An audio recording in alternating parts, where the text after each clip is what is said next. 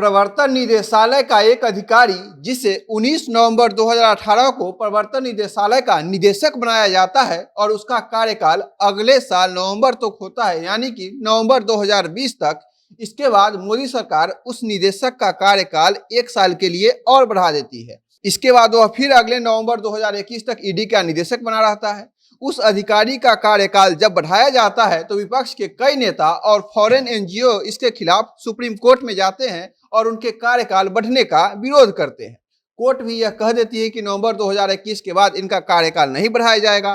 तो उस अधिकारी को उनके पद पर बनाए रखने के लिए नरेंद्र मोदी सीधा उस कानून को ही बदल देते हैं, जिस कारण इस ऑफिसर को आगे एक्सटेंशन नहीं मिल पाता। कौन है यह अधिकारी जिसे नरेंद्र मोदी इतना पसंद करते हैं कि उसे प्रवर्तन निदेशालय का निदेशक बनाए रखने के लिए सुप्रीम कोर्ट तक से लड़ लेते हैं? इनका नाम क्या है और उन्होंने कैसे अब तक नरेंद्र मोदी का भरोसा जीता है, जिस कारण से मोदी इनके लिए कुछ भी कर गुजरने को तैयार रहते हैं? और कैसे इन्होंने भारत में विदेश से आ रहे काले धन और गलत तरीके से हो रही धन उगाही को कंट्रोल किया है, जिस कारण से पूरा विपक्ष इन्हें हटाने के लिए एकजुट हो गया है?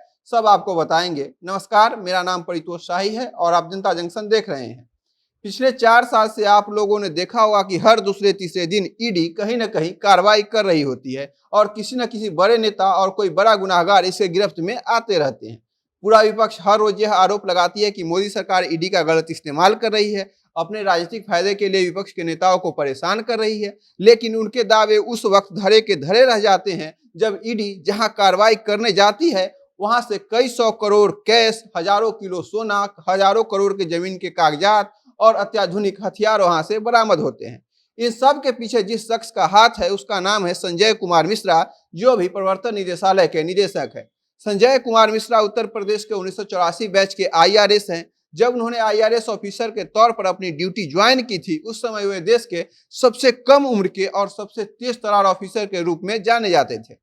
संजय कुमार मिश्रा से नरेंद्र मोदी तभी से अपना संपर्क बढ़ाने लगे थे जब संजय कुमार मिश्रा ने ताबड़तोड़ उत्तर प्रदेश के कई बड़े बड़े नेताओं और गुंडों के यहाँ छापेमारी करके बड़ी संख्या में काले धन का पर्दाफाश किया था।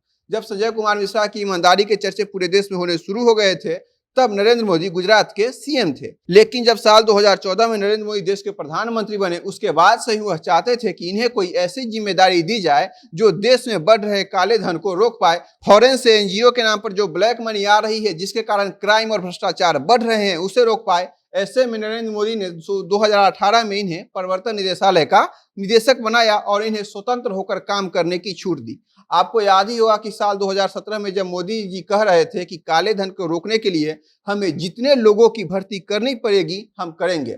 70 साल में जितना भी देश को लूटा गया है, सब बात का पता लगाया जाएगा। जब मोदी यह बात कह रहे थे, उस समय देश भर में ईडी के सिर्फ 23 अधिकारी थे। लेकिन इसके बाद संजय कुमार मिश्रा ने अपना टीम बढ़ाया और 2 महीने के अंदर ही अपने टीम में 100 लोगों को जोड़ लिया। इनका कार्यकाल बस 1 साल का था, यानी साल 2019 तक। इस बीच उन्होंने कई बड़े बड़े नेताओं को उनके द्वारा किए गए कलगुजारी के कारण पकड़ा। इसके बाद इनके कार्यकाल को 1 साल और बढ़ाया गया। इस दौरान उन्होंने देश के कोने कोने में छापा मरवाया और फॉरेन से आ रहे इलीगल फंडिंग को बहुत तेजी से कम करवाया, जिस कारण से सभी भ्रष्टाचारी इनके ईडी के निदेशक के रिटायर होने की भगवान से दुआ करने लगे और मन ही मन खुश होने लगे कि अब कुछ ही महीनों में यह आदमी रिटायर हो जाएगा। लेकिन उनकी दुआ कबूल नहीं हुई और मोदी ने फिर इनके कार्यकाल को आगे बढ़ा दिया, जिसे लेकर विपक्ष और पूरा फॉरेन वाले सुप्रीम कोर्ट पहुंच गए कि इनका कार्यकाल नहीं बढ़ाया जाए। सुप्रीम कोर्ट में जब सुनवाई हुई तो इनके कार्यकाल को नहीं बढ़ाने की बात कही गई। लेकिन मोदी को तो इन्हें निदेशक बनाए रखना था, तो उन्होंने संविधान में संशोधन करके एक ऐसा नियम लाया जो ईडी और सीबीआई के निदेशकों के कार्यकाल को 5 साल तक बढ़ाने की शक्ति केंद्र के पास ला देगी। मोदी को अपने सिपाही पर कितना भरोसा है आप समझ सकते हैं कि जिनके खिलाफ पूरा विपक्ष और एनजीओ के सभी डायरेक्टर सुप्रीम कोर्ट चले गए थे, उन्हें पद पर बनाए रखने के लिए मोदी ने कानून ही बदलवा दिया।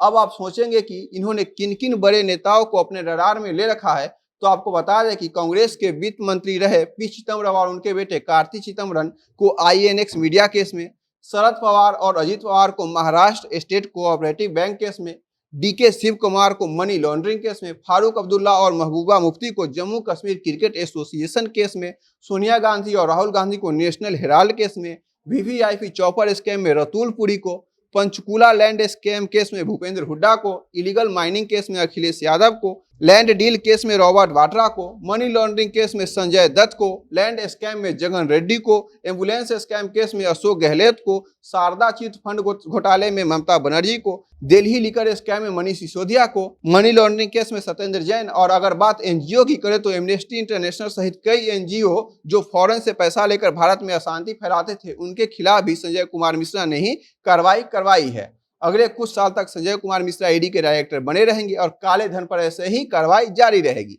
क्योंकि उनके इसी काम से प्रभावित होकर मोदी ने संविधान में संशोधन कराकर उनका कार्यकाल बढ़ाया है। तो आपको इनके बारे में जानकर कैसा लगा, हमें कमेंट बॉक्स में बताइएगा। बाकी खबरों के लिए बने रहिए हमारे साथ, देखते रहिए जनता जंक्शन। कैमरे के पीछे हमारे सहयोगी हैं विशाल।